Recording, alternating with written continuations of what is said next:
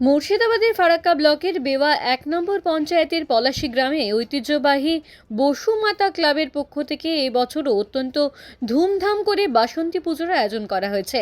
প্রতি বছরের মতো ১৮তম এবারেও এলাকার সাধারণ মানুষের স্বতঃস্ফূর্ত অংশগ্রহণে এই উৎসব এক মিলন মেলায় পরিণত হয়েছে।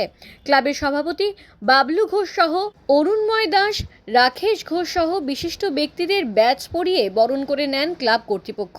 অতিথিবর্গরা পূজার মণ্ডপের ফিতে কেটে পুজোর শুভ উদ্বোধন করেন। অনুষ্ঠানে উপস্থিত বক্তারা বাসন্তী পুজোর পৌরাণিক ও ঐতিহাসিক গুরুত্ব তুলে ধরেন। তারা জানান, ত্রেতা যুগে শ্রী রামচন্দ্র অকাল বোধনের মাধ্যমে শরৎকালে যে শারদীয়া দুর্গোৎসবের সূচনা করেছিলেন, তারও আগে মার্কণ্ডেয় পুরাণ মতে চন্দ্রবংশীয় রাজা সুরত রাজ্য হারিয়ে দেবী দুর্গা শরণাপন্ন হয়েছিলেন এবং বসন্তকালে এই পুজোর প্রচলন করেছিলেন। আর সেই ধারা বজায় রেখেই আজও হিন্দু সম্প্রদায়ের মধ্যে বাসন্তী পুজো এক বিশেষ স্থান দখল করে আছে। ষষ্ঠীর বর্ধন ও ঘট স্থাপনের মাধ্যমে উৎসবের সূচনা হয়েছে। শরৎকালের দুর্গাপুজোর মতোই একই রীতি ও নিষ্ঠার সঙ্গে এই পুজো সম্পন্ন হচ্ছে। শুক্ল বসন্তের মাঝে এই আনন্দ উৎসব এলাকার মানুষের মনে নতুন উৎসাহের জোয়ার নিয়ে এসেছে। ক্লাবের সদস্যরা জানান, প্রতি বছরের মতো এবারেও তারা সাংস্কৃতিক অনুষ্ঠানের পাশাপাশি বিভিন্ন সমাজ সেবামূলক কাজেরও পরিকল্পনা করেছেন।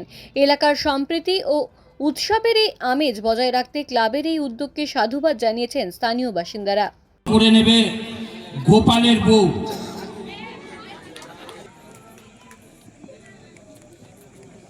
এবার আমাদের এই পুজো মণ্ডপের ফিতা কাটবেন আমাদের এই ক্লাবেরই প্রেসিডেন্ট, খাদ্য কর্মাধ্যক্ষের প্রতিনিধি এবং খাদ্য কর্মাধ্যক্ষের প্রতিনিধি বাবলু ঘোষ, ক্লাবের সদস্যবৃন্দ, উপস্থিত সুধীমণ্ডলী। প্রতি বছরের মতো এবছরও এই বসুমাতা ক্লাব এই বাসন্তী পূজার আয়োজন করেছে। আমরা জানি এই বসন্তকালের এই দুর্গা পূজায় হলো প্রাচীন দুর্গা পূজা, মানে ত্রেতা যুগের আগে। ত্রেতা যুগে রামচন্দ্র অকাল বোধন করে শরৎকালে যে শারদীয়া দুর্গোৎসব হয়, এটা রামচন্দ্র শুরু করেছিলেন ত্রেতা যুগে। মানে শরৎকালটা পূজা করার জন্য যোগ্য সময় নয়, এই জন্য এটাকে অকাল বলা হয়। মানে রামচন্দ্র যে পুজোর চালু করেছিল সেটাকে অকাল বোধন বলা হয় আর কি। কিন্তু তারও আগে মার্কণ্ডেয় পুরাণ মতে চন্দ্রবংশীয় রাজা সুরত রাজ্য হারিয়ে তিনি দেবী দুর্গার শরণাপন্ন হন এবং এই দুর্গাপুজো চালু করেন।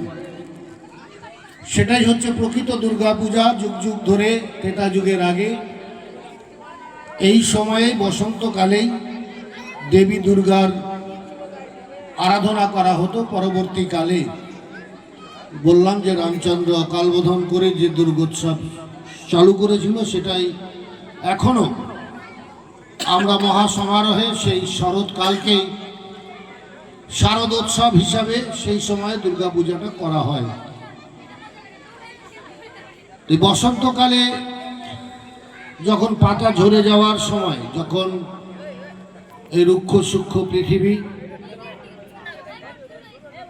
যখন প্রায় সমস্ত পুজোর আনন্দ বিলীন হয়ে আসে প্রায়, ঠিক সেই সময়ে এই পূজার আরাধনা, এই পূজার আয়োজন আমাদের সনাতনী হিন্দু সম্প্রদায়ের মধ্যে আনন্দের হিল্লোল বয়ে নিয়ে আসে। ঠিক একই রকম ভাবেই এই ষষ্ঠীর দিনে, মহাষষ্ঠীর দিন তার ঘট স্থাপন হয় এবং ঠিক একই পদ্ধতিতে যেভাবে শরৎকালে দুর্গাপূজা সম্পন্ন করা হয়, একই রকমভাবে সেই একই সমারোহে এই সময়ে এই দুর্গা উৎসব আমরা পালন করি। এই বসুমাতা ক্লাব প্রতি বছর তারা এই পুজোর আয়োজন করে। এই এলাকার মানুষ তারা সবাই আবারও